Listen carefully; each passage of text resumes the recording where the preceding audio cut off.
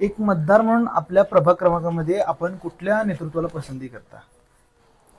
आता राजू जाधव त्यांच्या मिसेस उभारलेल्या आहेत. हम्म, आणखीन म्हणजे त्यांचं काम बऱ्यापैकी आहे, आता दिसते पण ऐकायला पण येते. हा प्रभाग मोठा झाल्यामुळे ते आमच्या आता ह्या भागात आलेले आहेत. प्रभाग क्रमांक 20 मध्ये त्यांनी भरपूर कामं कोरोना काळात त्यांनी केलेली आहेत. आणखीन रस्त्यासाठी वगैरे आंदोलन केलेले आहेत. असं म्हणजे आम्ही बऱ्याच जणांच्याकडे हे केले, त्यामुळं असं वाटतं की त्यांना आपण मत देऊन निवडून आणावं आणि आपली कामं होतील, विकास कामं होतील असा आम्हाला विश्वास वाटतो, म्हणून त्यांना निवडून द्यावं. काय मग प्रभाग क्रमांकामध्ये कुणाचं वारं वाटते? वारं तर भाजपचंच आहे.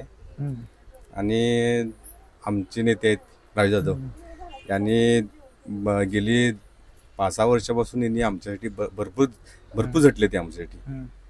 आणि अजून सुद्धा झटतात ते. काय इथले सांगता येईल नेतृत्व काय? नेतृत्व बरंच आहे. त्यांनी रस्त्यासाठी, पाण्यासाठी उपोषणं भरपूर केली त्यांनी. आता हा पुतळशाहीचा रोड कित्येक वर्ष गेली 16 वर्ष झाला नव्हता. तर त्यांच्या ह्याच्यामुळेच प्रयत्नामुळेच हा रस्ता पण झाला. थोडीशी तर थोडी कामं पण पेंडिंग आहेत. ते पण त्यांनी आश्वासन दिले की तुम्ही पुढे करून देतो असं सांगितलेलं. आणि आमचा पाठिंबा त्यांनाच राहील. तर एक मतदार म्हणून अजून काय आपल्या अपेक्षा, अजून काही कामं हवीत? कामं आहेत, भरपूर कामं आहेत. तशी त्यांनी ग्वाही पण दिल्यात त्यांनी की आम्ही ही पुढची कामं तुम्हाला करून देतो म्हणून. अजून थोडीशी इथे लाईटीची कामं आहेत, ती वायरीचा खाल्लेल्या आहेत.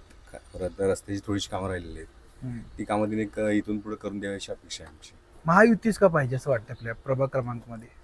महायुती आल्यामुळं इथं भरपूर हे झालेत, कामं भरपूर झाले इथं. काँग्रेसच्या काळात ही कामं झालेली नाहीत.